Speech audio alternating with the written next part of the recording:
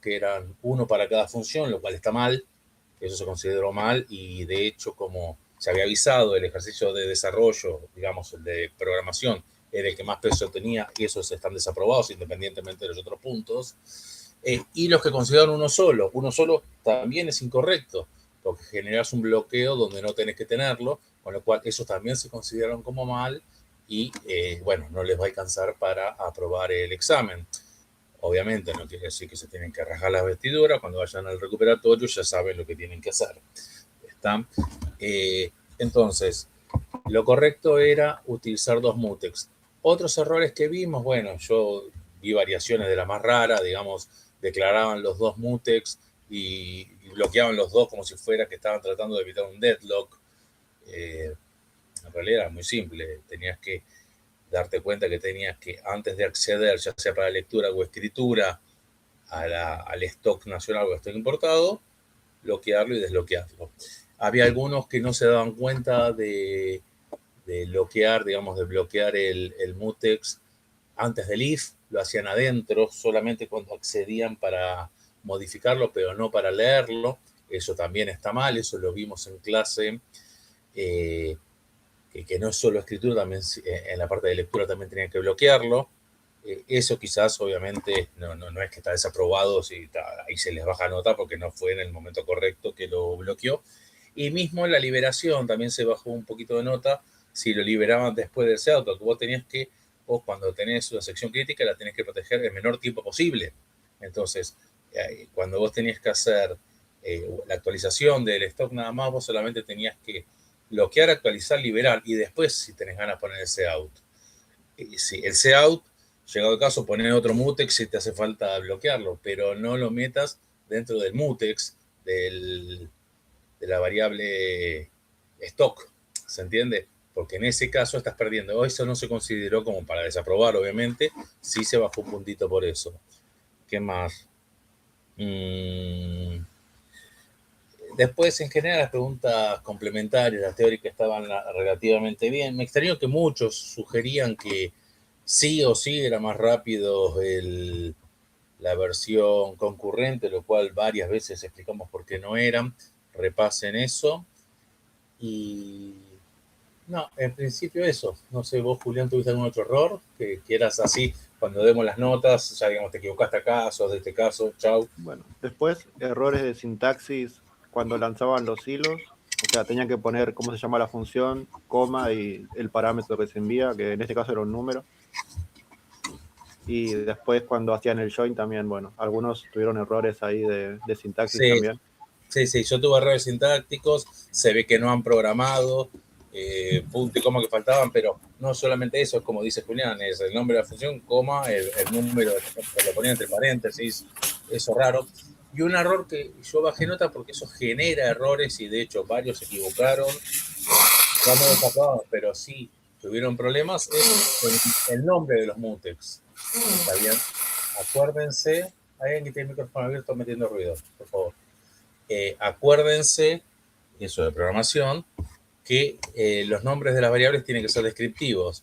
Tuve muchos errores, pero cuando digo muchos es más de 10, que se equivocaban porque el mutex era M1 y M2. M1 y M2 no representa nada. Tengo un montón que ponían MTX NAX y MTX IMP. Eso está perfecto. O MA NAC y MIMP.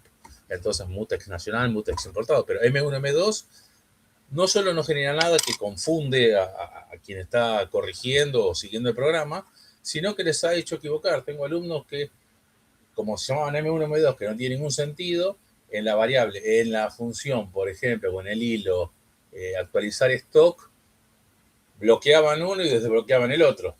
Y no les saltó el error porque M1 y M2 no significan nada. Si hubieras estado en el actualizar nacional, el venta nacional, te dabas cuenta que si bloqueabas el mutex nacional, tenía que desbloquear el mutex nacional. ¿Se entiende? Entonces, también se bajó un puntito por eso, porque, bueno, obviamente estamos corrigiendo y calificando para que aprendan, ¿no es cierto? Si no sería todo aprobado o desaprobado. Todos estos son las cosas que tuvimos en cuenta para calificar y tener una escala de calificación. ¿Tá? Supongo que hacia el final de la clase vamos a estar dando las notas, así ahora prestan atención en la clase y hacia el final publicamos. Pero en principio esas son las principales observaciones.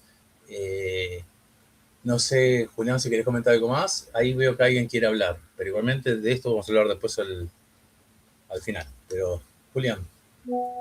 No, bueno, lo que habíamos dicho de los que era un mutex por recursos, ya lo habíamos aclarado en la clase teórica cuando lo consultaron. Y bueno, y después, como vos dijiste bien, lo de que sea más rápido o no concurrente también lo dijimos, que no necesariamente tiene que ser más rápido.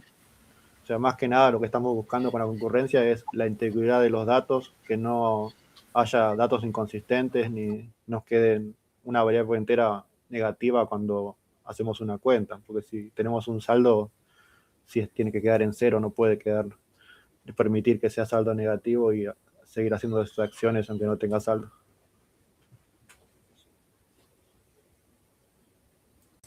Sí, perfecto. Bueno, creo que con esto estábamos, Marcos, en lo que es la devolución general. Después publicaremos las actividades y las notas y eventualmente damos revisión a quien lo pida.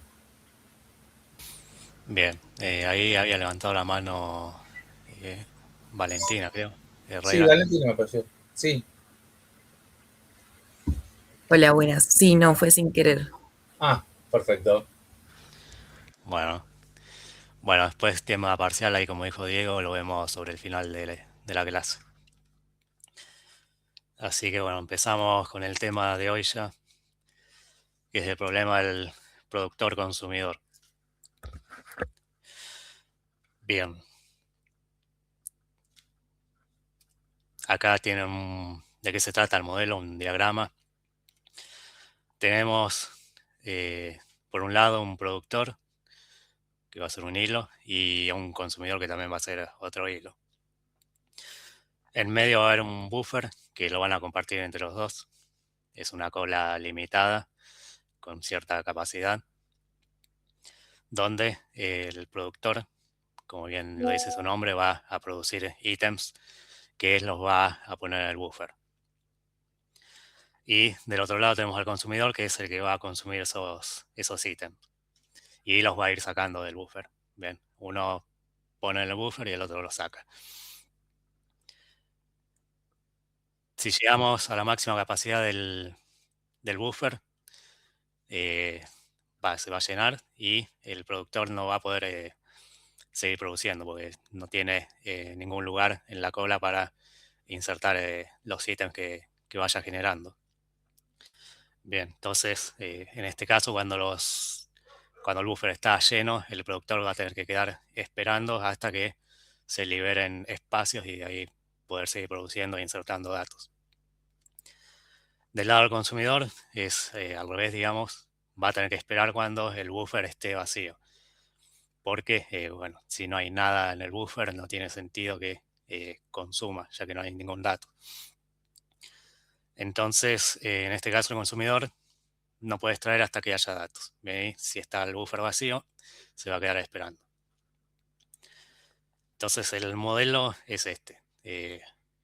Sencillo de entender. Tengo un productor de un lado, genera datos, un consumidor del otro que los consume y ambos comparten un buffer o una cola que tiene una capacidad limitada.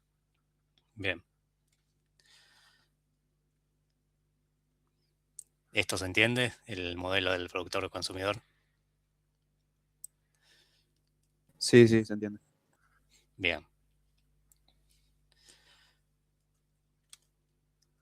Entonces, vamos a ver un primer ejemplo en C++.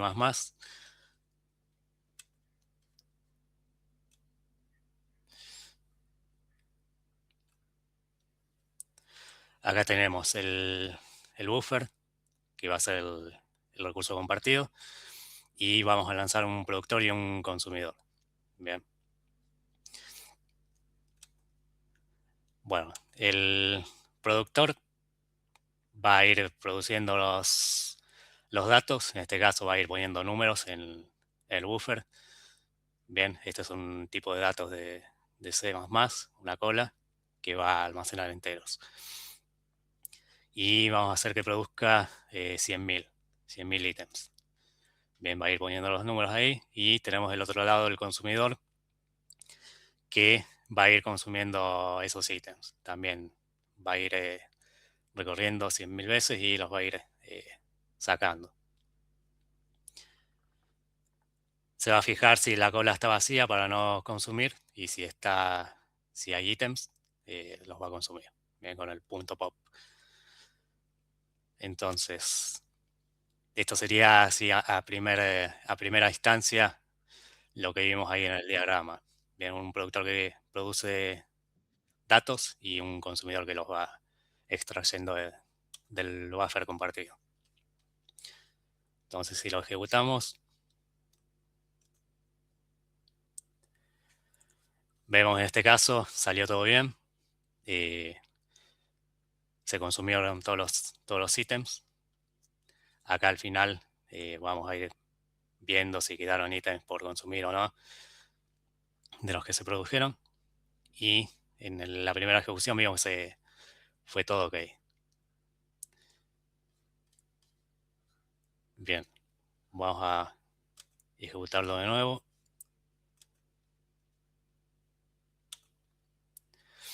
En este caso vemos que nos dio un error. Una corrupción ahí, se abortó y terminó por error. Lo ejecutamos de nuevo, también el mismo. Acá vemos otro error, un segmentation fault. Y acá vemos que quedaron muchos elementos, como ven acá en un número que no tiene sentido, del estado final del buffer y imprimimos todos los elementos que no se consumieron.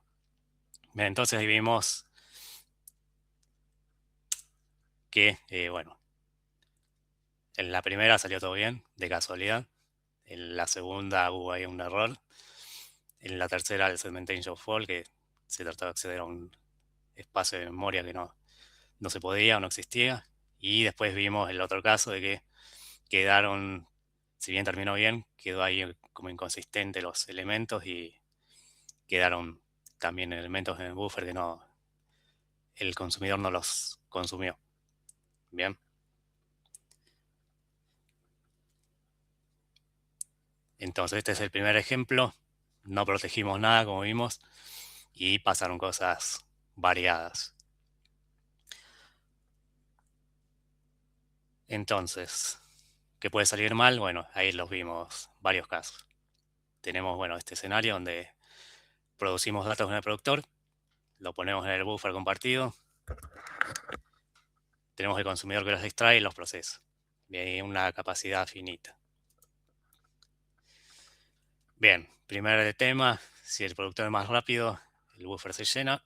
Si el consumidor es más rápido, intenta leer de un buffer vacío.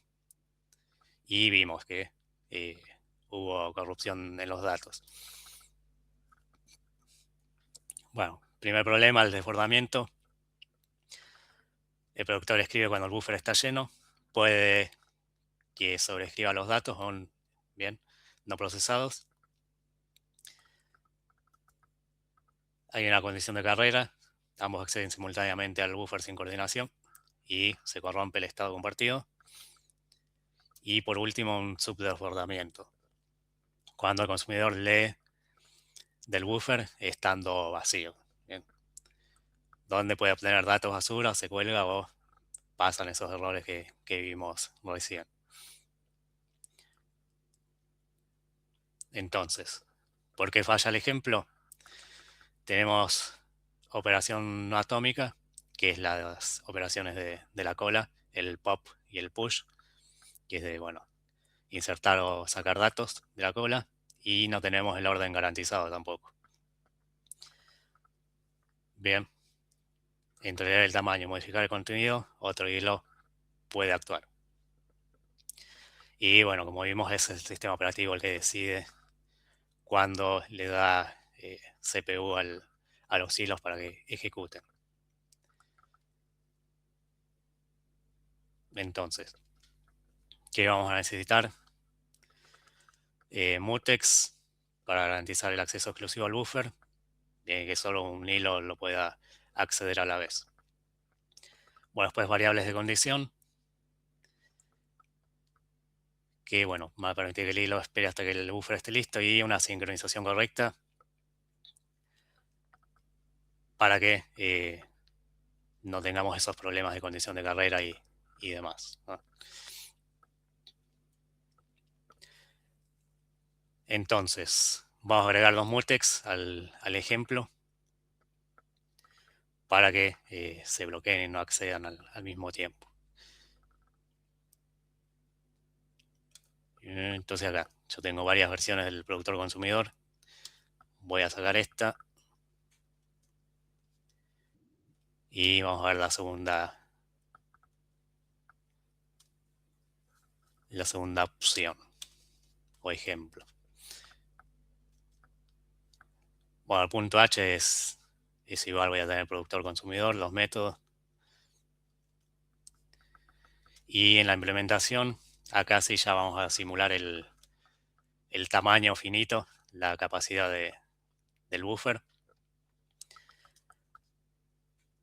Tengo mi mutex de buffer. Y lo que hago al producir, en este caso voy a contar los producidos. Y acá tengo la sección crítica donde es el acceso al buffer. Cuando leo el tamaño, si es menor al límite, que es la capacidad que le vamos a dar,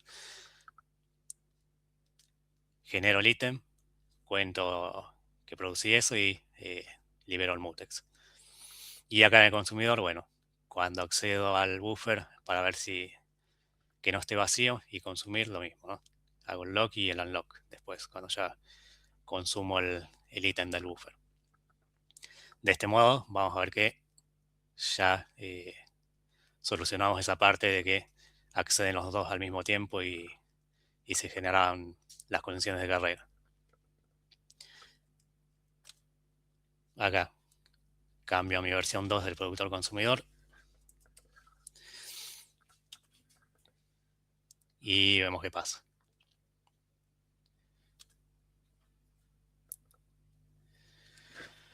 En este caso vemos que consumimos todo lo que había en el buffer, pero yo quería producir 100.000 ítems. Y como vemos, produje 45.798. Vamos a ejecutarlo de nuevo. También consumí todo y varió la cantidad. Antes eran 45.000 y pico y ahora produje 46.860. De nuevo, cambió la cantidad de producidos y también pude consumir todo.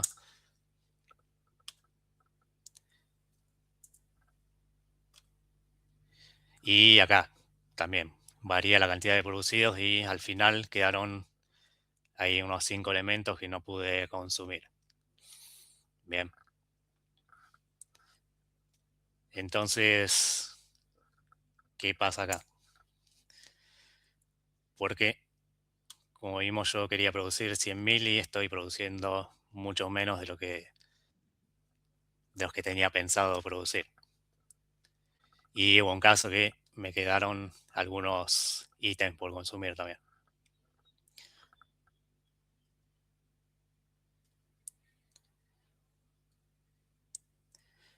Bueno, acá el código que les mostré.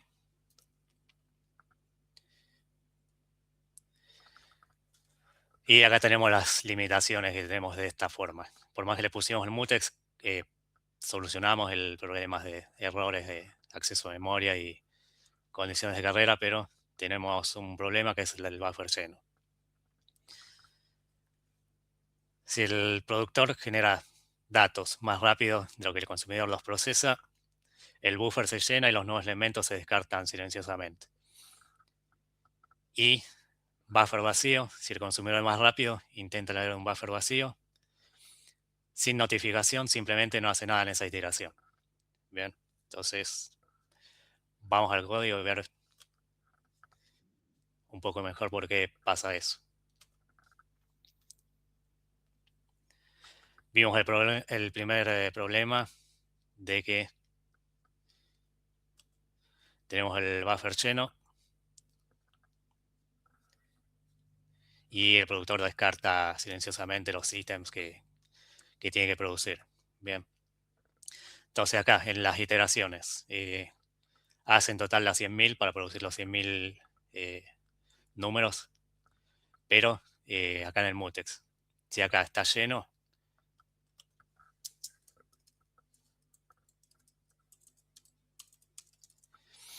lo que va a pasar es que no entra, no hace el push, no produce y sale y hace el unlock, ¿no? O sea que ahí ya perdimos una iteración, si está lleno el buffer. Como vimos siempre, fue una cantidad bastante menor, así que esto lo vimos bastante bien, por qué se produce. Y dentro del consumidor, si es más rápido, intenta leer un buffer vacío también. No va a hacer nada esa iteración. Entonces, el consumidor también va a ir iterando las 100.000 veces. Acá se encuentra que está vacío. Y no va a hacer esto, no va a hacer el pop ni nada. Bien. Va a ser el unlock y listo. Se pierde una iteración también. Entonces acá vemos los dos problemas, ¿no? El productor que cuando se encuentra el buffer lleno no produce y se pierde la iteración. Como vimos, se perdieron alrededor de la mitad de las iteraciones. Y el consumidor también. Si está el buffer lleno, va vacío, no va a entrar y se pierde esta iteración. Bien. ¿Hasta acá se entiende? ¿Alguna duda, alguna consulta?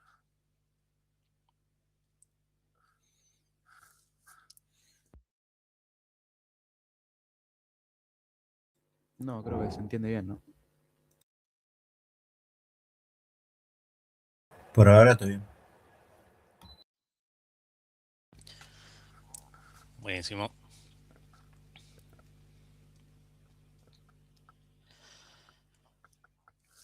Bien, entonces, ¿qué debemos coordinar? Ya tenemos el buffer con un tamaño limitado que era de 5. Y vimos, sin sincronización, los resultados del programa no determinista. Eso lo vimos en el primer ejemplo. Se corrompían los datos. Y bueno, variaba la ejecución en cada vez que lo lanzábamos. Y bien, la solución correcta requiere que los hilos esperen cuando no pueden avanzar y sean despertados cuando las condiciones cambian. Esto ahora vamos a ver con un ejemplo de la analogía del estacionamiento. Vamos a suponer que tenemos un estacionamiento con 9 lugares disponibles. Y tenemos un semáforo que es un letrero de lugares disponibles. Entonces, cuando llegas con tu auto, ves el contador, o sea, los lugares disponibles, y si es mayor a 0, si hay lugares, entras al estacionamiento y ese contador va a decrementar en 1.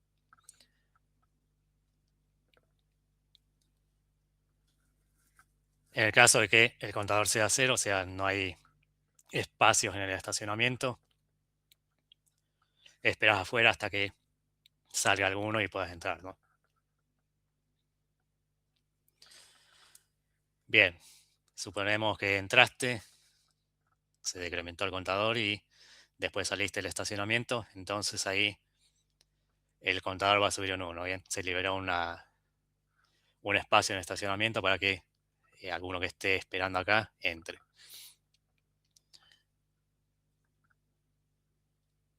Entonces, esto resume, digamos, así gráficamente, un ejemplo del caso real, de la vida real, lo que es un semáforo.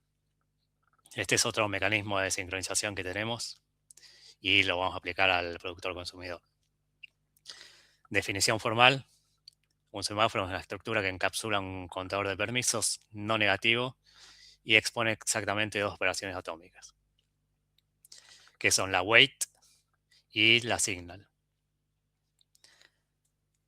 En la wait, en esta operación wait, si el contador es mayor a 0, decrementa y continúa. Va a permitir acceder a ese recurso, ¿no? En la signal, incrementa el contador y despierta un hilo en espera si lo hay. O sea que vendría a ser cuando nosotros salimos del estacionamiento, se incrementa, va a haber un espacio y avisás o se notifica al que estaba esperando ahí que puede pasar. En la wait, si el contador es 0, es el caso de que llegamos y no hay espacio, nos quedamos esperando ahí. Bloquea el hilo. Bien, entonces estas son las características del mecanismo de sincronización que vamos a ver ahora. Tenemos dos operaciones, wait y signal, y van a actuar, ¿no? En el wait decrementa el contador. Si no hay espacio, bien, si es 0 el contador, se bloquea el hilo. Y el signal, cuando ya salimos del estacionamiento, avisamos al que esté ahí esperando y lo despertamos, digamos, despertamos ese hilo para que pueda acceder al recurso compartido. Entonces,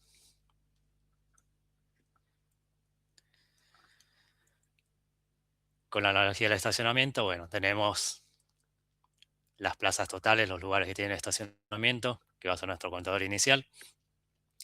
Si hay 10 plazas, el semáforo inicia con el contador en 10. Cuando un auto entra, hace la operación wait, decrementa el contador. Si está en 0, se queda esperando ahí en la entrada. Cuando un auto sale, hace el signal, se incrementa el contador y se avisa al próximo auto que está esperando que puede pasar. Bien, eso sería el flujo y cómo está estructurado el semáforo.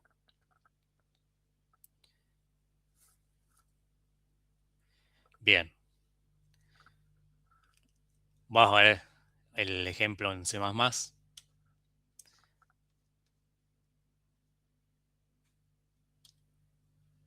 Sacamos este y ponemos el semáforo y la versión 3 del productor consumidor.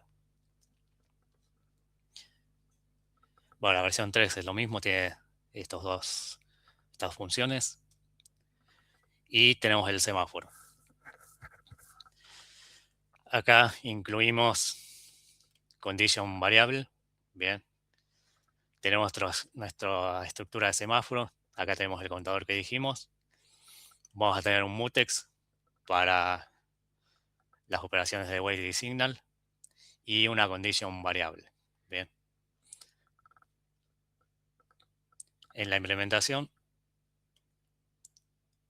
los tres métodos, ¿no? El init para iniciar el semáforo con la cantidad de lugares que va a tener disponible, el wait y el signal.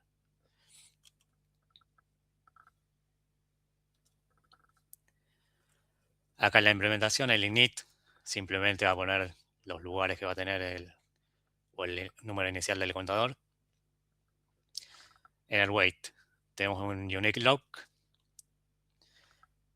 Acá tenemos la condition variable, que esto va a bloquear el hilo. Bien, si tenemos el contador en 0, va a quedar esperando ahí afuera del estacionamiento, digamos. Si no está en 0, va a entrar y decrementar el contador, ¿no? Consume un permiso.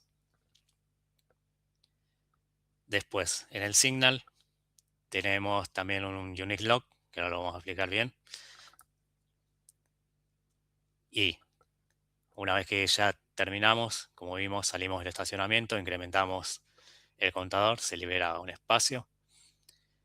Y acá la condición variable nos permite despertar o avisarle a alguno de los hilos que está esperando ahí para acceder. Bien. Entonces acá ya tenemos para qué sirve la condición variable. Bien. Podemos despertar a un hilo, avisar de que ya hay un espacio disponible.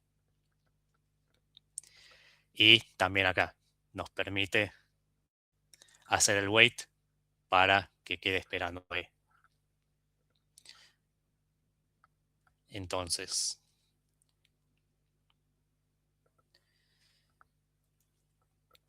tenemos mutex versus semáforo. ¿Cuál es la diferencia? En el mutex, la exclusión mutua, un solo hilo puede entrar a la sección crítica y quien lo bloquea lo tiene que desbloquear también. El mismo hilo tiene que hacer el unlock si hizo el lock. Con el semáforo tenemos un control de acceso con señalización. Un hilo puede liberar el paso a otro. Bien. Permiten accesos simultáneos. Y bueno, acá tenemos la clave de la señalización. Con el mutex, el mismo hilo que quiere el lock debe liberarlo. Y con un semáforo, cualquier hilo puede hacer el signal. No necesariamente el mismo hilo tiene que o puede liberar un espacio. Puede haber otro hilo que lo libere. Bien, problemas ideales para semáforos es este: el productor consumidor, acceso a recursos limitados y coordinación entre hilos. Entonces, si volvemos a la implementación, vimos acá que tenemos la estructura, con lo que mostramos recién, el contador, el mutex y una condition variable. El wait sería el flujo de ejecución. Aquí era el mutex. Se protege la lectura del contador. Se verifica un while, lo evalúa la condición al despertar. Para ver por qué un while y no un if. Y bueno, si se pudo acceder, se decrementa el contador. Bien, ahí vimos un nuevo tipo de lock, que es el unique lock, que vemos en la operación lock, que le pasamos el mutex. Y vimos que tenemos un wait, que le pasamos el lock. Bien.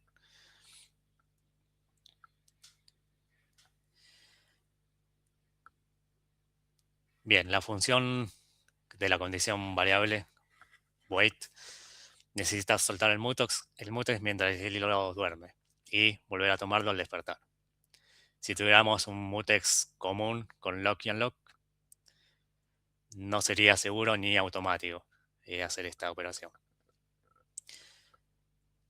Con el mutex común, si acá no tuviéramos este unique lock y hiciéramos un mutex lock y al final el mutex unlock, tenemos un riesgo de deadlock. Pero con unique lock, la espera segura, ¿bien? Y la condición se puede comprobar sin bloquear otros hilos. Y como vemos, el unique lock le pasamos acá hace el lock del mutex y vemos que no tenemos ningún unlock. Eso es porque actúa a nivel o en el ámbito de la función. Cuando termina la función hace el unlock. Bien, después de hacer el decremento de contador, el unique lock automáticamente va a hacer el unlock por atrás del mutex. Y además, la función wait nos requiere que sea de este tipo, de unique lock. Bien. Entonces, por eso la tenemos que usar acá en lugar de un mutex común de los que vinimos viendo hasta ahora.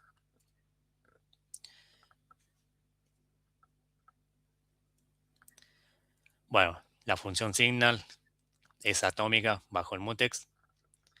El incremento está protegido, porque acá hicimos el lock para proteger toda esta sección. Y tenemos por último el notify one, que es para despertar algún hilo que esté esperando. Vas a despertar un solo hilo. En notify all despertaría a todos, lo que provocaría un efecto manada y sería todo un desastre.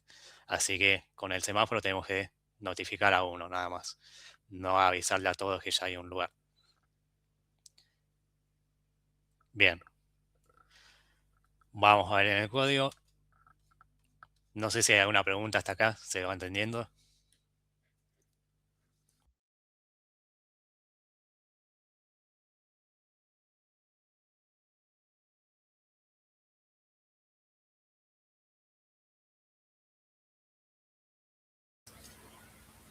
¿Ninguna pregunta, chicos?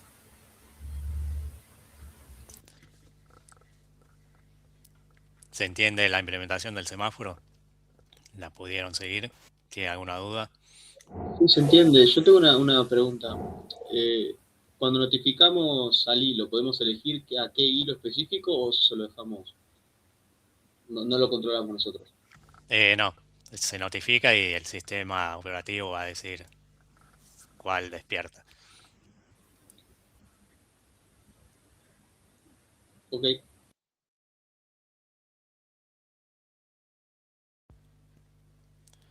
Bueno, ahí lo que pregunta Iván, no, lo dijimos anteriormente. Ahora cuando terminemos el tema de hoy vamos a dar las notas de los parciales.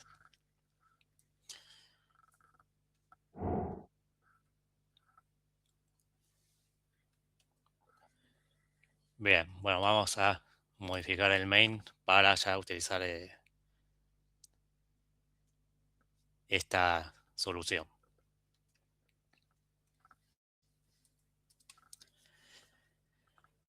Bueno, acá ya incluimos nuestra implementación del semáforo. Vemos que declaramos dos semáforos. El primero vamos a nombrarlo como hay espacio, que va a limitar, va a actuar sobre el buffer. Bien. Y otros hay datos que también sobre el buffer, pero el hay espacio va a ser para el productor y hay datos para el consumidor.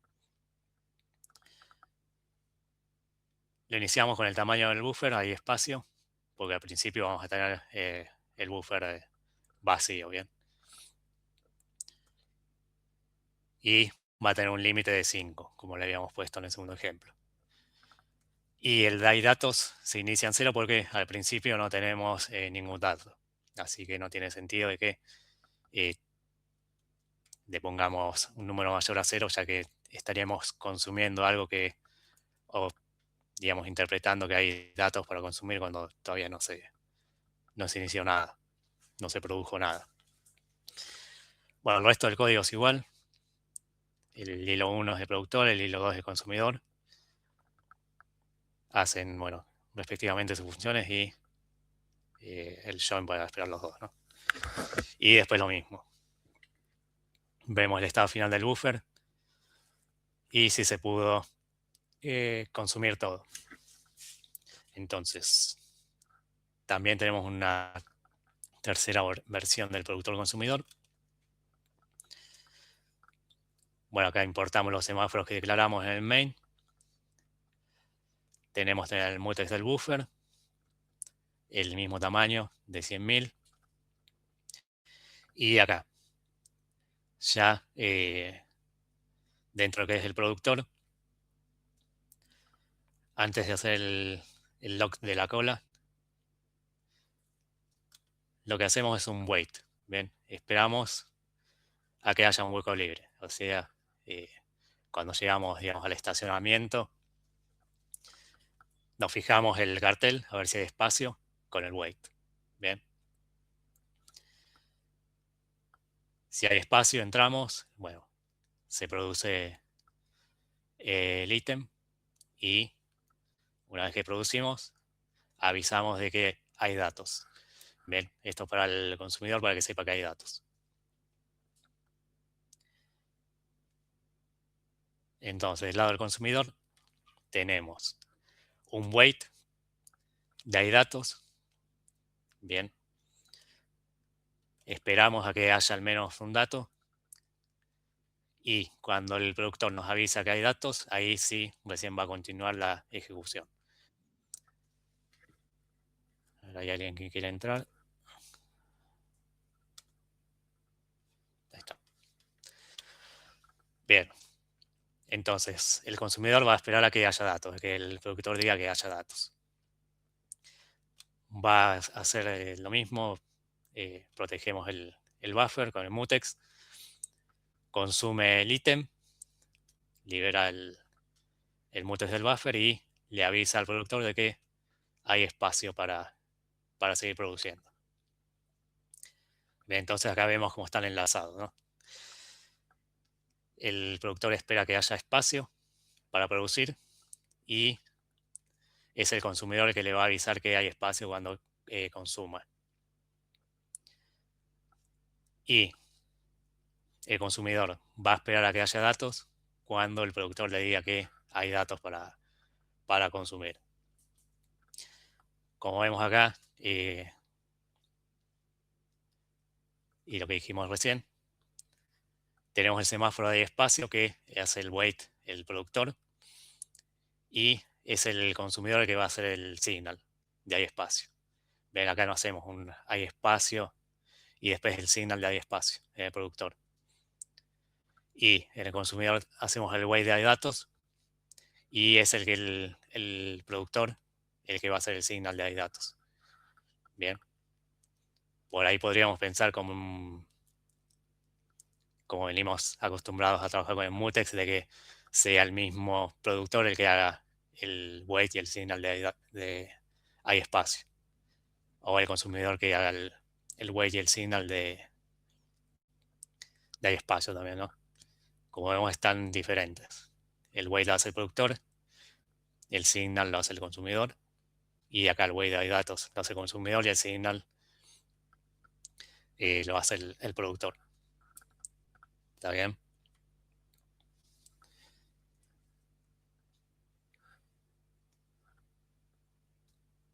Entonces vamos a ejecutar esto y ver qué pasa.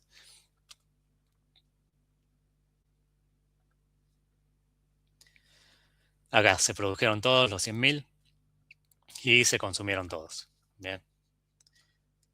Vamos a ejecutarlo de nuevo. Lo mismo.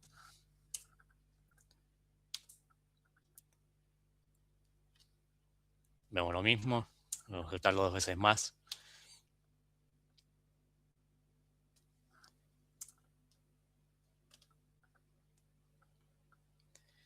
Y bueno, como ven, siempre es el mismo resultado.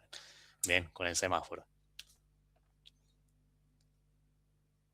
Acá no hay sorpresas de nada, de que hayan producido menos ni que se hayan consumido menos de los que había. Bien, se consumieron los 100.000 y se consumieron los 100.000.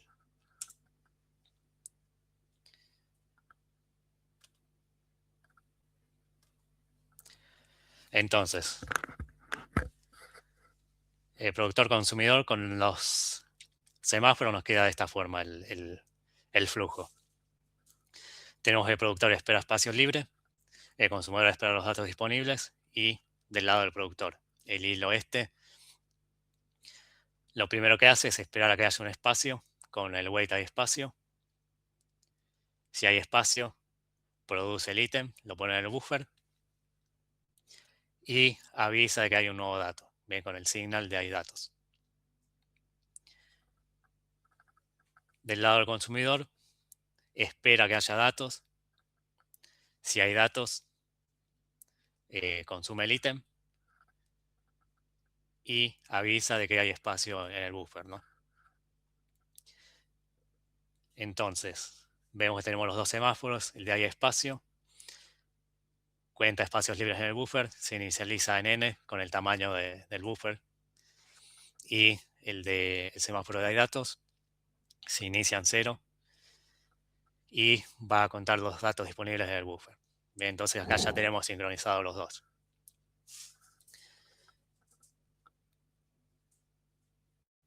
Y bueno, acá tienen la explicación de lo que dijimos recién, ¿no? Cómo funciona, cómo es el flujo. Y el objetivo es evitar las conexiones de carrera, interbloqueos, desbordamiento y subdesbordamiento del buffer. Entonces acá, como vimos en las 6 ejecuciones que hicimos, siempre tuvimos el mismo resultado. Se producían los 100.000 y se consumían los 100.000. Entonces ahí ya solucionamos el ejemplo anterior.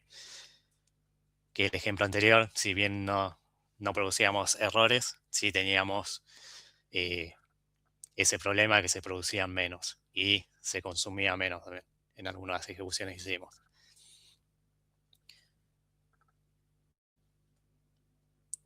Bueno, entonces acá tenemos lo que vimos recién en el main, cómo lo modificamos.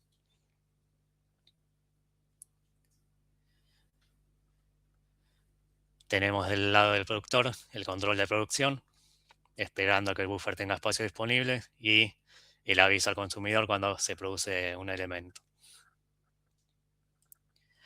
Del lado del consumidor tenemos el control de consumo, va a esperar a que haya datos para consumir, y el aviso al productor de que se libera un espacio para que pueda producir.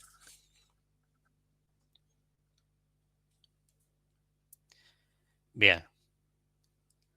¿Hasta acá se entiende? Ahí lo que pregunta Santiago. Sí, estamos subiendo siempre las presentaciones, ¿no? Sí, hasta ahora se subieron todas. Mismo el código. Sí, el código con los 3 ejemplos lo vamos a subir para que ya lo tengan y vean las diferencias.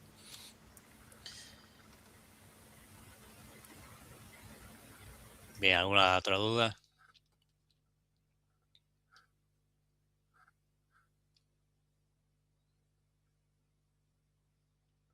Bien. Bueno, hay un problema que tenemos que tener en cuenta, que es el despertar espurio, o espurios wake up. Esto sucede cuando un hilo sale o se despierta con un wait sin que nadie lo haya llamado al notify one. Bien. Es un comportamiento permitido por el sistema operativo. El sistema operativo puede despertar hilos, digamos, independientemente, sin que haya un notify one, por temas de optimización más que nada. Entonces, habíamos mencionado el por qué pusimos un while y no un if en nuestro semáforo. Acá cuando comprobamos la condición del contador. En lugar de poner un if, pusimos un while. Bien. Esto es para evitar ese despertar espurio. Tenemos este flujo. El hilo duerme, el sistema operativo lo despierta, digamos, proactivamente, sin que haya un notify one. Con el while reverificamos nuestro contador, si está en 0.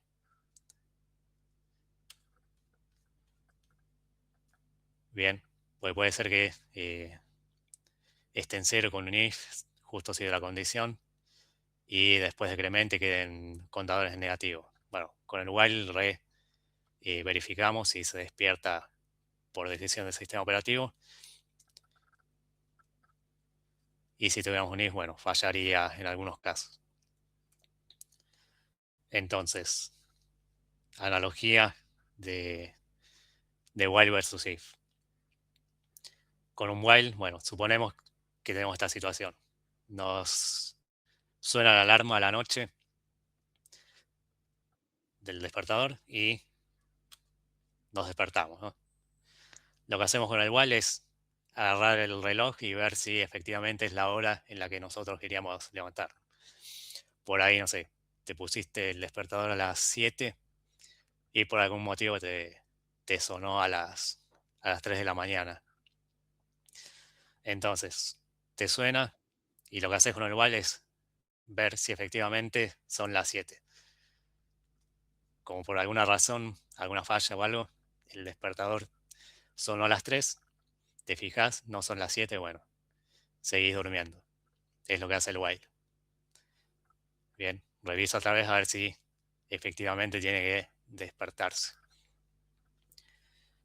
Con el if lo que sería es esto. Te suena a las 3 de la mañana, vos te despertás y empezás a hacer las cosas a empezar tu día, sin ver si realmente eran las 7 de la mañana. Empezás a hacer tu día a las 3. Esa sería la analogía. Bien, con un if no lo verificas al despertar. Confías en que el despertador sí sonó a las 7 y empezás tu día, cuando en realidad no deberías. Bien, esa sería la analogía y la explicación de por qué un while y un if y lo que es este spurious wake up. Bien. ¿Esto se entendió?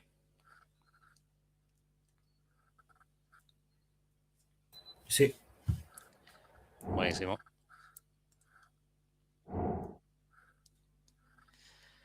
Entonces, un resumen de lo que vimos hoy. Tenemos el problema de la sincronización completa con el productor consumidor, ¿bien? Los dos deben coordinarse para no leer ni escribir en condiciones inválidas del buffer.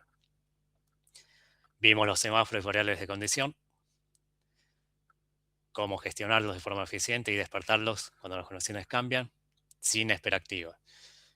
Acá lo que hace es esperar, se bloquea el hilo y listo. Después cuando se liberan los espacios ya se despiertan. Bien. Bueno, el rol del sistema operativo nos provee las primitivas de C++, bien, para poder hacer las operaciones a nivel atómico, y la responsabilidad del programador, como siempre, donde tenemos que diseñar la sincronización correctamente. Tenemos que evitar los deadlocks, usar wait y signal cuando corresponde, y respetar el orden de adquisición de los logs. Bien. Esto es importante también, al igual que el lock y unlock, ¿no? Tenemos que hacer el wait y el signal cuando realmente hace falta y en el lugar que corresponde. Como vimos en el ejemplo, hacemos un wait de un semáforo en el productor y el signal lo hacemos en el consumidor.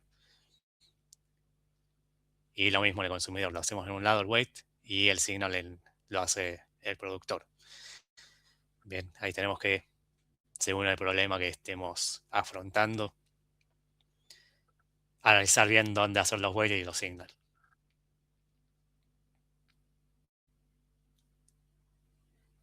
Bien, y este problema de productor-consumidor es la base de sistemas de colas de mensajes, pipelines y, bueno, si ya vamos a algo más avanzado, es las arquitecturas de microservicios. Bien, todo parte de esto de producir y consumir datos.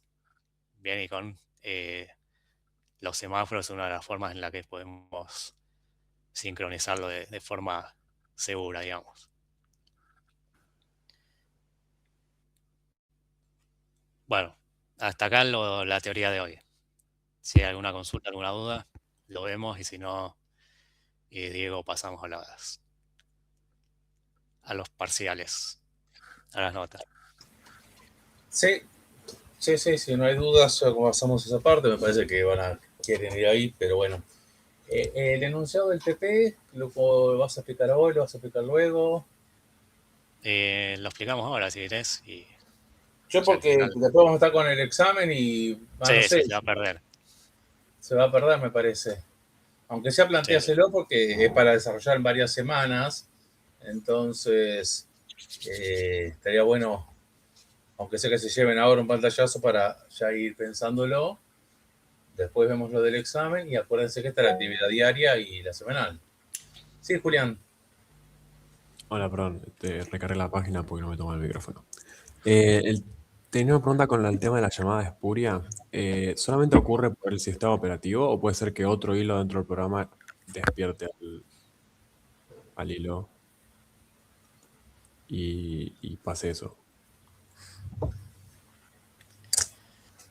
Se puede forzar si lo querés forzar por el programa, pero estaría mal hecho si lo despierta cuando no debería. Okay. Pero por lo general es por el sistema operativo.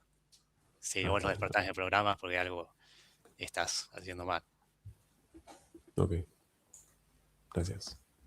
Pero también te lo evita, digamos, reverificar.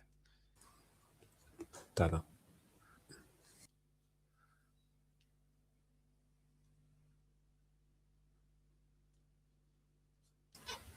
Bueno, entonces, si te parece, no sé, compartís el enunciado en el campus para que lo lean y en 10 minutos lo explicamos. ¿Cómo te parece hacer, Marcos? Lo mostramos ahora y después que lo vean en el campo. Dale, perfecto. Ya están hechos los grupos, ¿no es cierto? O sea, no están hechos, pero ellos O sea, ahora voy a habilitar una tarea para que elijan en qué grupo quieren estar. Claro, y bueno, ya lo se mejor es organiza. que se pongan de acuerdo de antemano, y entonces digo, nos anotamos todos en el A y se anotan todos juntos ahí, porque si no van a quedar dispersos. Perfecto. El TP está calculado para grupos de 4 personas, ¿no Sí. es cierto? ¿Correcto eso? Sí, sí, Bárbaro. para 4. Entonces, armen grupos de 4, no de 2, porque si se avanzan de 2, juntamos nosotros 2 de 2. Evítenos tener que tomar esa decisión. Organícense en grupos de 4. Sí, por favor. Dale, ya me callo. Bueno, tenemos el TP, tema, sistema renderizado en la nube, Cloud Computing, y vamos a ver, tenemos desglosado por varias secciones. La primera es el objetivo, y va a ser que ustedes comprendan, implementen y analicen los principales problemas y soluciones de la programación concurrente mediante el desarrollo de un sistema en C++ que gestione tareas de renderizado pesado o jobs. Bien. Esto es, digamos, la temática, no es que ustedes van a tener que renderizar datos reales. Bien, descripción.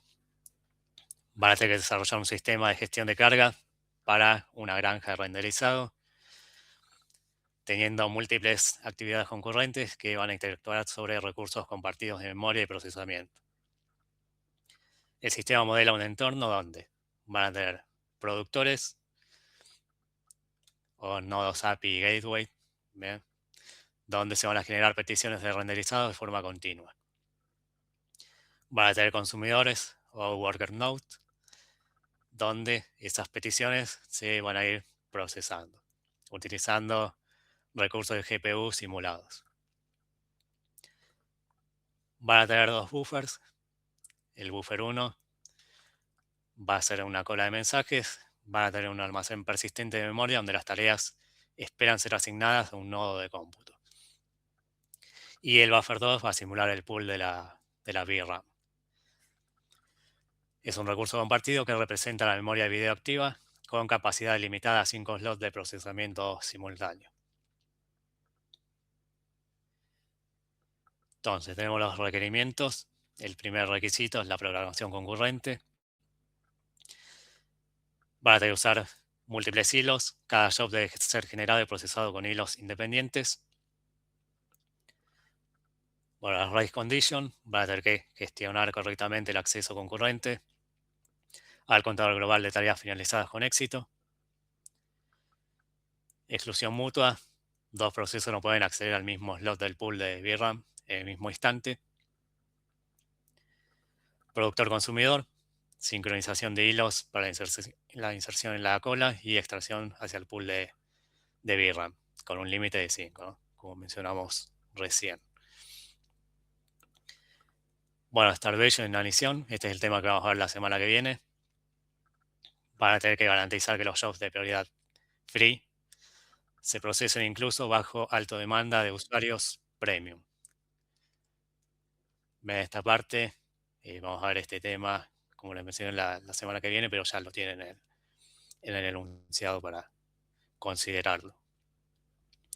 Y después tenemos un requerimiento de persistencia o login, donde ustedes van a tener que registrar en un archivo llamado actividad.log el cambio de estado de cada job.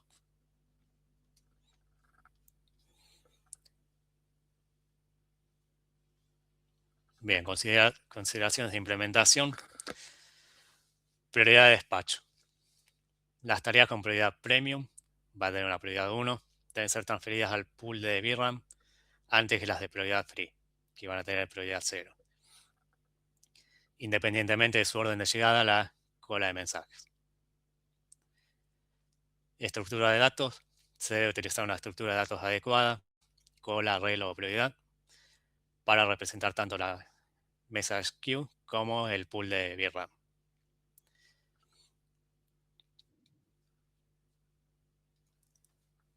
Control de flujo de accesos. No es posible asignar más de un job al pool de VRAM de forma simultánea. Debe existir un retardo simulado de 450 milisegundos entre asignaciones exitosas. no es posible retirar, finalizar más de un job del pool de VRAM simultáneamente. Debe existir un retardo de 250 milisegundos entre cada liberación de slot. El ingreso de las nuevas peticiones a la message queue tiene un retardo de 100 milisegundos por tarea. La capacidad y latencia de cómputo, el pool de VRAM no puede contener más de 5 jobs activos en ningún momento. Bien, este sería el límite como vimos recién en el buffer. Tiempo de carga de assets. Un job debe permanecer en el pool de VRAM un mínimo de 600 milisegundos antes que un worker pueda dar por finalizado su procesamiento. Ven, acá simulamos, bueno, es el renderizado con un retardo de 600 milisegundos. El alcance se van a tener que limitar exclusivamente a los contenidos que vimos en clase. Bien, no se permite el uso de librerías o primitivas de sincronización no abordadas en la cursada. Van a tener que utilizar lo que vimos y lo que vamos a ver en la próxima clase para resolver el TP. Bueno, en el log que van a registrar, acá me quedó mal el nombre, es actividad.log y tienen que registrar de forma atómica y cronológica cada evento con el siguiente formato. El timestamp, o sea, el día y hora de este registro, el ID del job, la prioridad que tiene ese job y el evento. Tienen estos eventos: creado, en cola, asignado a la VRAM y finalizado. Todos esos Perdón, eventos los van a... Sí, déjame hacer un comentario porque por ahí es la primera vez que ven un log file y no saben bien qué es. Cuando ustedes están debugueando sistemas distribuidos, sobre todo, o aplicaciones no tan sencillas como las que venían haciendo en materias introductorias a la programación, es muy difícil debuguear con un debugger. ¿Está bien? Porque los eventos se generan justamente de manera sincrónica en otro proceso, en otra computadora directamente. Entonces, de alguna manera, para poder encontrar un error es necesario utilizar herramientas auxiliares. Una muy utilizada en sistemas distribuidos es, y bueno, en programación concurrente estamos hablando de eso, es tener archivos de log. Un log file básicamente es un archivo de texto donde va quedando registrado qué es lo que va pasando. Y después, bueno, uno va eligiendo qué información va colocando. Hay muchas técnicas para trabajar con eso. Hay archivos de log que se habilita por un define del programa con qué nivel de información está tirando. Entonces, si estás con un problema, pones el nivel de debug. Si está todo en funcionar, pones el nivel de deploy. ¿Está bien? Pero acá no les pedimos que entren en ese detalle, simplemente que vayan registrando tal cual lo que está diciendo Marcos. Pero quizás para aclararles, porque no sé si ya habían visto un log file antes. Disculpa la interrupción, Marcos, pero por ahí, para ordenarles un poco qué es un log file.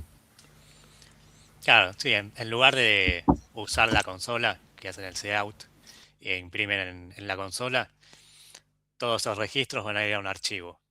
¿Ven? Actividad log y va a quedar registrado ahí. Ustedes cuando cierran el programa, si ponele, le hicieron, registraron solo en consola, eso se pierde. Teniendo en un archivo, queda persistente y ustedes, aunque cierren el programa, pueden consultar el archivo y ver cómo fueron sucediendo los eventos. Bien, eso todo va a quedar persistido ahí en este archivo actividad.log.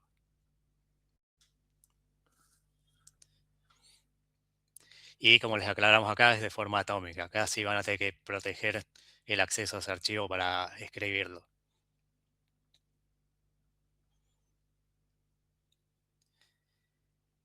Bien, escenarios de evaluación y pruebas. Por cada escenario, el software debe ejecutarse bajo 3 configuraciones de carga diferentes para evaluar el comportamiento del planificador de hilos. Tenemos la configuración A con un productor y 2 consumidores. La configuración B, 3 productores y un consumidor. Y la configuración C, 3 productores y 3 consumidores. Bien.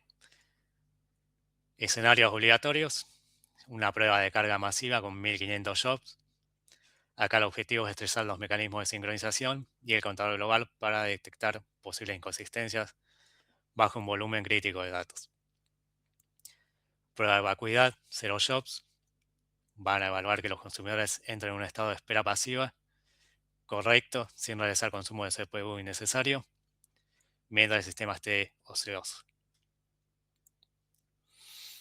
Una prueba de saturación de recursos, 8 jobs premium, verifica la correcta gestión de la exclusión mutua y el límite de capacidad cuando las peticiones de alta prioridad exceden los slots de VRAM disponibles, que pusimos que era un máximo de 5. Y prueba de equidad, anti-starvation. Acá van a validar que los jobs de baja prioridad, los free, logren ser procesados tras un periodo de 5000 milisegundos de flujo exclusivo de prioridad alta. Bien. Asegurando que el algoritmo de despacho sea justo.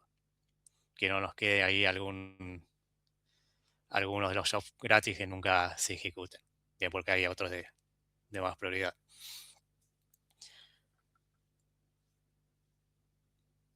Bueno, el informe técnico y análisis de decisiones.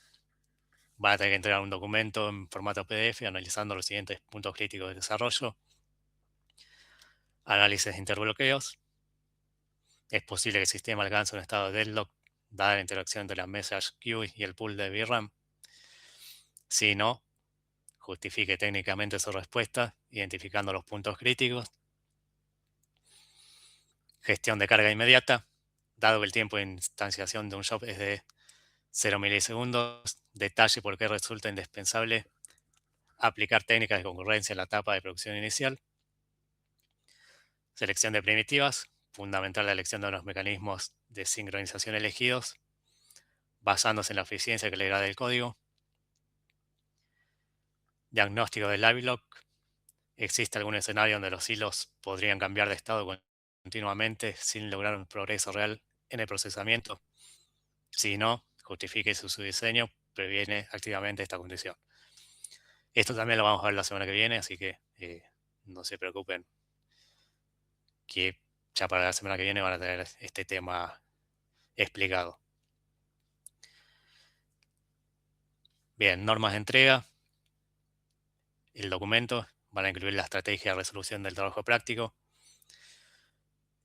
Bueno, describir cómo lo estructuraron, lo que consideren significativo para explicar la resolución del trabajo, diagramas, arquitectura del sistema, etc. Código fuente de propia autoría, subido a GitHub.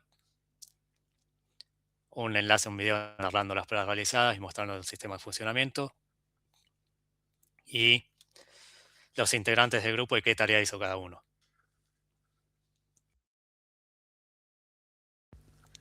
Bien, entonces van a tener que cumplir estas normas de entrega. Si incumple alguna, puede quedar desaprobado el trabajo práctico.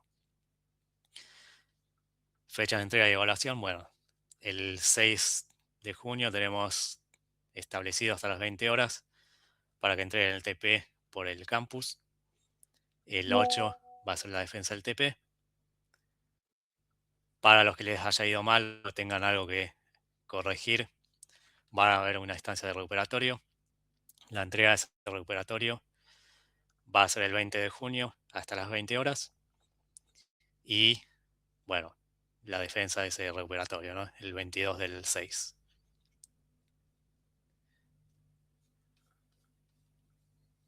¿Alguna duda, alguna consulta sobre el TP?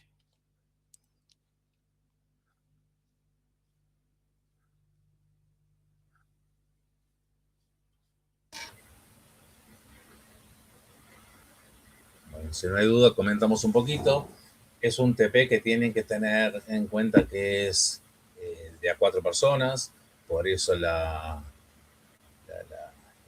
tamaño del TP que estamos pidiendo.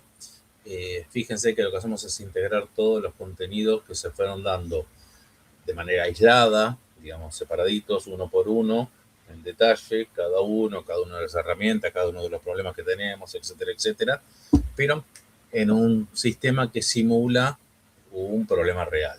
¿Está bien? La defensa, si va a ser presencial o virtual, eso lo vamos a definir en función de cómo vengan cómo avanza el cuatrimestre. Estamos en una semana muy conflictiva, sabemos que mañana hay una marcha, no sabemos si va a haber paros, no sabemos qué es lo que va a venir, así que no nos adelantemos a eso.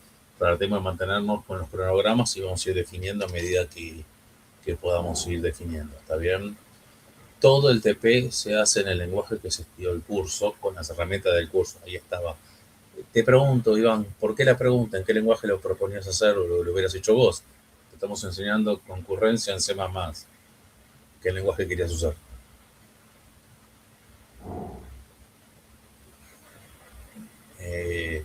Digamos, ya vamos a ver que hay otros lenguajes que soportan concurrencia. Obviamente, C++ es uno. Se justificó al principio de la cursada por qué se elegía C++, porque ustedes en programación habían visto C, entonces es como si fuera un primo mayor, digamos para verlo simplificado como estamos haciendo. Piensen que no estamos entrando en el paradigma de objetos, porque sabemos que objetos no es correlativa de la materia, pero proponer otros lenguajes, la verdad es abrir una puerta que no tiene sentido. Ya vamos a hablar de otros lenguajes que tienen, mostrarles que los mecanismos de sincronismo no son exclusivos de C++, obviamente, pero el TP se hace con las herramientas y con lo visto en clase. ¿Está? Tengan eso en cuenta, sabemos que van a utilizar herramientas de IA generativa, tengan en cuenta que si aparecen cosas raras, se va a considerar mal, ¿no es cierto? Al menos esfuércense en poner los prompts correctos para que les hagan las soluciones o lo que los asistan bien. ¿Está? No somos ingenuos, trabajamos los tres en desarrollo, sabemos cómo se trabaja y qué es lo que hacen. Bueno, este enunciado va a quedar subido. Ahora lo que queda por hacer es organizar los grupos. Eso creo que Julián va a abrir una actividad. Eso por favor comentalo, Juli. El enunciado va a quedar publicado, pero tengan en cuenta que si bien hay cosas que recién la semana que viene van a ver, ya pueden empezar a organizarse. El TP no es largo ni difícil, pero bueno, tienen que pensar, reunirse o al menos virtualmente hacer reuniones para organizarse. Así que sería ideal que lo más pronto que puedan ya estén organizados. Julián, te doy la palabra, perdón. Sí. Ahora voy a habilitar una actividad que es para que ustedes elijan en qué grupo quieren estar.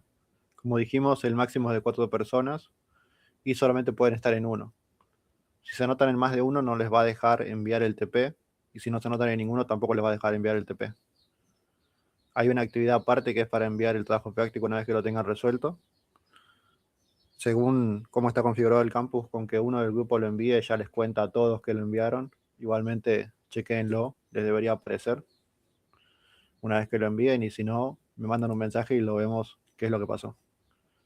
Pero en teoría, con que uno lo envíe ya les figura a todos.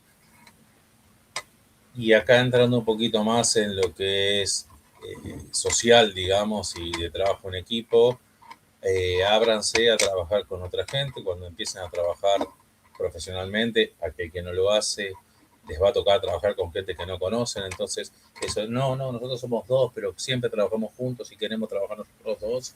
Bueno, súmense ustedes dos a otro grupo. Pero si no, si tenemos dos grupos de 3 y uno de 2, los separamos. Entonces, les conviene a ustedes organizarse a forzarnos a nosotros a tomar la decisión. Entonces, les recomendamos, organícense de la manera más cómoda posible para ustedes.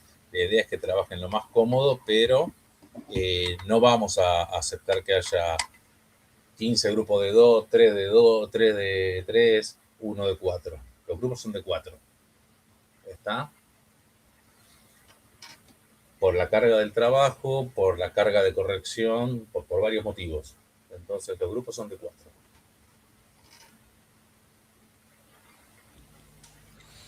Bueno, Bien, no sé. y sí, acuérdense que tienen que poner qué hizo cada integrante. Ahí no se hagan ghosting entre ustedes de que, no sé, por ahí alguien se compromete en hacer alguna de las funcionalidades y después no contesta los mensajes del otro grupo y los demás quedan esperando a que haga su parte y se atrasa todo, no llegan a completar el TP. Y eso pasa Claro. mucho en otras materias también. Si Se no arman van a deadlock. hacerlo, sí, si no van a, sean sinceros con su grupo, si no van a poder hacer alguna de las funcionalidades, díganlo para que no perjudiquen a los demás integrantes. Profesor, si queremos tener, tenemos alguna funcionalidad hecha y queremos ir corrigiéndola, esperamos a la clase, mandamos un mail en el campus, ¿cómo nos manejamos? La comunicación con la materia siempre es en los horarios de clase. Está bien, ustedes pueden adelantar alguna pregunta como para que, llegado el caso, alguna duda de enunciado que tengan, ya la traigamos trabajada. El enunciado lo trabajamos antes, entonces le podemos responder, pero no es en ningún, más allá de haber una comunicación digital, tomen como que la comunicación es en los horarios de clase. Si llegado el caso es una pregunta que los está bloqueando y es muy cortita la respuesta, puede ser que se le responda, pero a priori ustedes adelanten las preguntas a través del campus. Ojo, acá por favor tengan cuidado. Mensaje privado es mensaje privado, no manden mails. A mí personalmente los mails el otro día estaba buscando y en el spam me encontré un montón de mails que no contesté ninguno porque ni me enteré que habían llegado. Está bien, mensaje privado del campus es mensaje privado y al lado está el mail. Son dos cosas distintas. La comunicación manda en la consulta y eventualmente se verá si se responde en clase o se les puede dar la respuesta así, es así. ¿Se entiende? Pero en principio la comunicación es en los horarios de clase. Perfecto, gracias. No hay de qué. Sí, ahí lo que podemos hacer también es, como hicimos en distribuidos, de habilitar un foro. Si tienen alguna pregunta bloqueante, como dijo Diego, se contestará por ahí o alguno de los compañeros también la puede contestar. Sí, bueno, eso es un arma de doble filo, eso manejémoslo como vos te parezca estar de acuerdo, porque hay veces que se empieza a pasar código de grupo a otro, cosa que tampoco es grave, o sí, depende de la autoría, ¿no es cierto? De cómo se evalúa. Pero bueno, es una posibilidad habilitar un foro para que se vayan respondiendo ahí, eso lo vamos viendo. Pero en principio, la comunicación es la que dijimos. Si se habilita un foro, ya cuando estén organizados los grupos y todo, se lo comentamos. Bueno, Bueno, ¿alguna otra duda? sí, yo creo que sobre el TP ya ahora lo que tienen que hacer es organizarse, empezar a leerlo, distribuir tareas y empezar a verlo. Yo ya iría a la entrega de las actividades. Hay actividad para hoy, ¿no es cierto? Sí, sí. Tenemos la actividad de presentismo y la semanal. Perfecto, eso ténganlo en cuenta. Y bueno, ya podemos publicar las notas, así les queda tiempo para hacer la actividad de presentismo, sobre todo.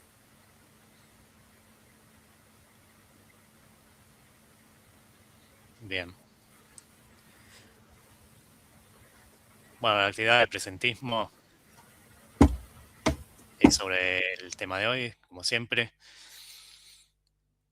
El objetivo, bueno, es identificar los roles de los semáforos y el mutex en un problema de buffer limitado.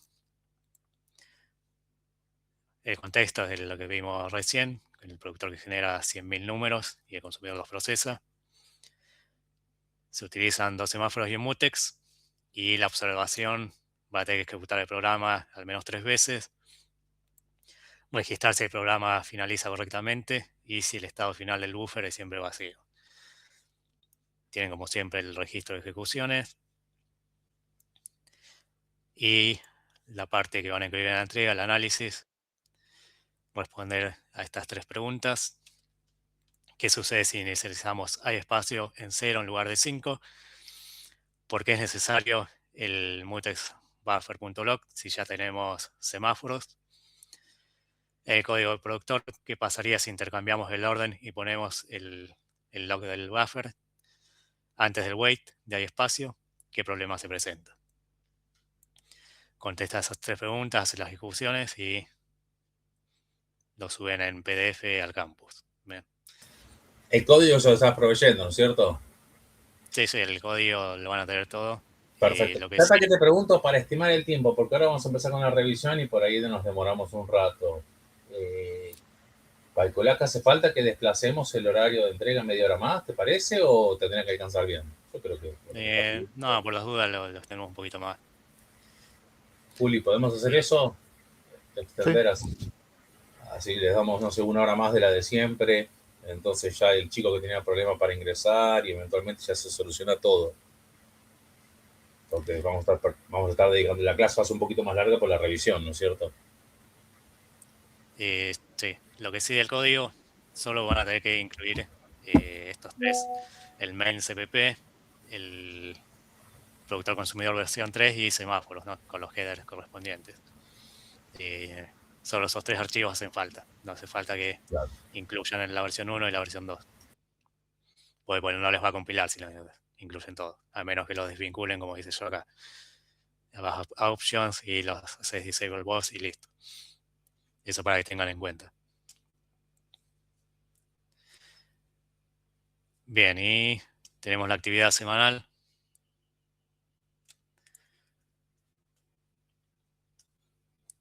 Que es lo mismo, semáforos, pero acá van a tener N productores.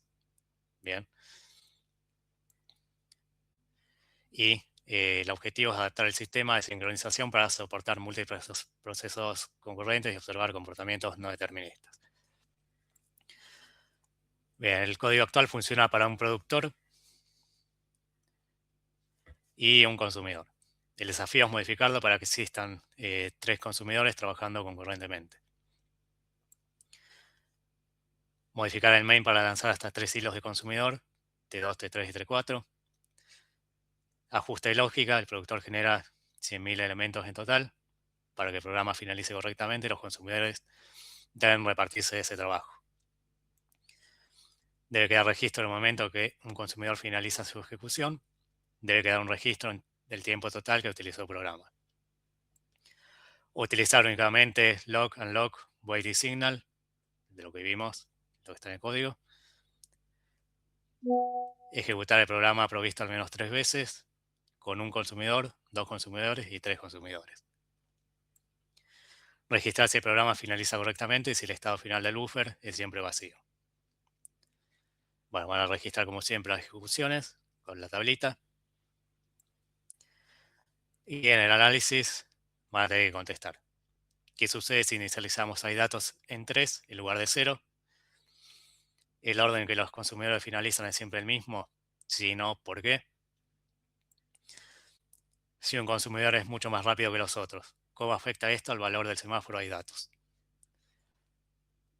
Entonces modifican el código para que sean n consumidores, hasta 3, que dijimos acá, y hacen el registro, el análisis, contestan las preguntas y suben todo eso en un PDF y lo ponen en el campus. Bien, con el código fuente del programa modificado. Esta es para la tarea semanal. Sí, Bien. sí. ¿Alguna duda, alguna consulta? Si no, ya vamos a las notas, ¿no? No sé si ahí querés compartir vos, Diego. Las notas supongo que las va a habilitar Julián en el campus. Yo lo que voy a compartir, sí, por favor, déjame publicar. Yo lo que voy a hacer es publicar 2 listaditos con los correctores, las que corregí yo y las que corrigió Julián. Lo que vamos a hacer es pasar un meet individual y los vamos a ir llamando. Está bien, pero ya saben con quién tiene que ir. Cuando yo diga, bueno, quién tiene que venir conmigo, si está en la lista que corrigió Diego, viene conmigo. Les pedimos, si por favor pueden pedir revisión primero los que están desaprobados. Obviamente la revisión va a ser muy corta.